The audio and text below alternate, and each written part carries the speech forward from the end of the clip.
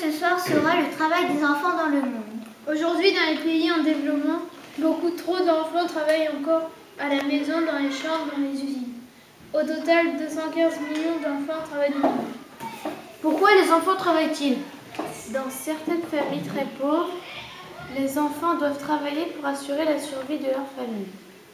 Beaucoup d'enfants sont aussi réduits à l'esclavage, recrutés de force, victimes de la traite, obligés de participer à des activités illégales ou dangereuses pour leur vie, ils sont exploités. Le travail des enfants est-il permis? Idéalement, les enfants ne doivent pas travailler. Si les enfants travaillent pour aider leur famille, leur travail ne doit pas être dangereux pour leur vie et leur santé et ils doivent pouvoir aller à l'école malgré tout.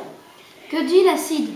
Chaque enfant a le droit de grandir dans un environnement qui le protège de la maltraitance et de l'exploitation et le droit de ne pas travailler.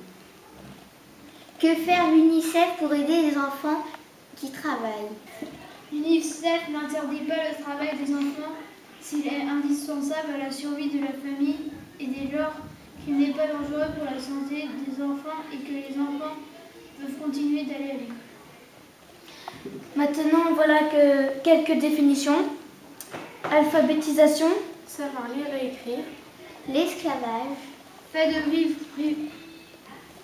vivre privé de liberté, en servitude, d'être forcé à faire un travail. illégal. Contraire à la loi, interdit. Et voilà nos envoyés spéciaux en direct de l'Afrique. Bonjour, nous sommes en direct de l'Afrique et nous allons vous parler des enfants qui travaillent dans le monde. Comme le garantit l'article 28 de la Convention internationale des droits de l'enfant, tous les enfants devraient avoir accès à l'école. selon vous, est-ce respecté partout dans le monde? Non, certains pays ne respectent pas cette convention. Parce qu'il faut bien s'affirmer. Non, non, non, non. Ça fait du bien d'exister. Dire non, ce n'est pas le mot des enfants. Nous revenons aux 12 coups de minuit. Nous allons parler aujourd'hui de l'harcèlement scolaire. Nous allons voir les invités. Voici Kevin Fougo. Merci monsieur, merci. Et Hugo Schnock. Et Emma Teresa. Et Lisa Lagarde. Et Yanis Karnakin. Je me présente, je suis Kylian Matou. Première question. Que dit la Convention internationale des droits de l'enfant? D'après la Convention internationale des droits de l'enfant, tous les enfants du monde doivent être égaux. Ils doivent être protégés contre la violence, la discrimination et la maltraitance. Deuxième question. Alors, qu'est-ce que le harcèlement scolaire? Lorsqu'un élève ne se sent pas bien, c'est souvent parce qu'il est victime de violence. Cette violence peut provenir de son physique, de sa façon de parler, de sa façon de s'habiller, de ses origines, etc. Bonne réponse. Deuxième question. Pourquoi est-il difficile de reconnaître un élève harcelé?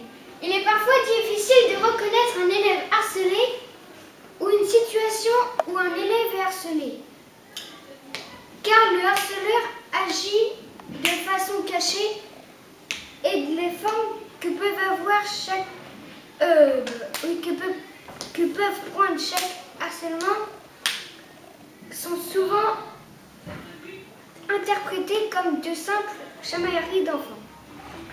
Bonne réponse. Quatrième question. Que faire en cas de harcèlement? Il faut agir ensemble et rapidement.